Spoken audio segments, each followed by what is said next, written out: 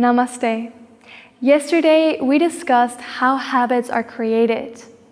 Neural pathways are formed and strengthened in the brain when we repeatedly do an action until it becomes an automated subconscious pattern, a habit. Today, we want to dive deeper and actually look at the three main components of habit formation. They are the trigger, the routine or habit, and the reward. Together, they make up the so-called habit loop. First, let's look at the trigger or cue that kicks off our habitual behavior. This trigger can be many different things, from a specific location to a time of day, the people we're surrounded by, the last action we've performed, or our current emotional state. Anything our brain associates with that following habit. The habit of brushing your teeth, for example, might be triggered by the time of day. It's something you do in the morning and then again in the evening. Flushing the toilet triggers you to wash your hands. And the habit of watching YouTube or Netflix might get triggered by feelings of loneliness or boredom. Then the next step, of course, is the routine or the habit, the behavior we do repeatedly on a daily or weekly basis. And finally, there is the reward. Many people confuse the reward with something physical and tangible, like I just went for a run, so I can reward myself with a piece of chocolate. But usually this reward is something emotional, like feeling happier, being more energized, or finding relief from boredom or any other negative emotion you're trying to avoid or get rid of. And as soon as your brain starts to associate a specific behavior with a reward, any positive emotion, it begins to crave that behavior, that action. And that's how a habit is created.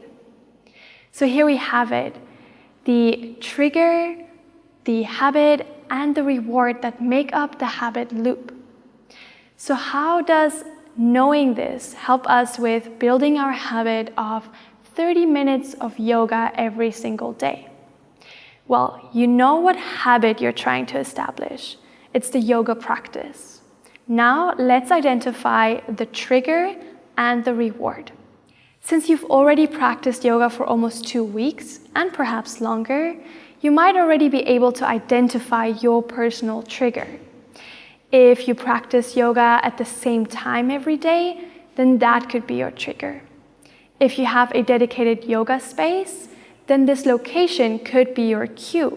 Every time you walk past, you're reminded to get on your mat. It could also be something you do, like putting on your exercise clothes. Or it could be a state of mind and emotion. Maybe you practice yoga every time you feel stressed. But even if you can't identify your trigger yet, you can actually create one. I recommend just rolling out your yoga mat the evening before, right next to your bed. So it's the first thing you see as you wake up. Next, you want to be aware of the reward. What are you getting out of the yoga practice? Maybe you feel more energized after doing yoga. Maybe you feel more inspired when you go to work after. Maybe your body just feels better. Actively and consciously knowing what reward you're getting out of it is going to motivate you to practice in the first place. So now you understand why understanding the habit loop and knowing your personal triggers and rewards is good for forming a new habit. But it's actually even more helpful in breaking an old, bad pattern you've been trying to get rid of. As we discussed yesterday, old habits are hard to break because they're ingrained in the neural pathways. Basically, our brain goes into autopilot in order to conserve energy every time that habit comes up. And that's why they're hard to break. So, instead of trying to eliminate that bad habit altogether, it's better to replace it with a more beneficial action. First, you have to identify the habit you're trying to change. That is usually the easiest step. Let's say you want to reduce the time you spend on social media. Next, identify the reward. What are you getting out of it? Are you feeling happier? Are you feeling entertained? Is it a relief of boredom or stress or anxiety? And then you want to identify the trigger.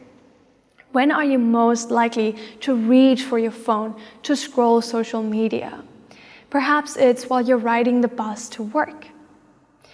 Knowing this, you can then replace the habit of scrolling your phone with a more beneficial action.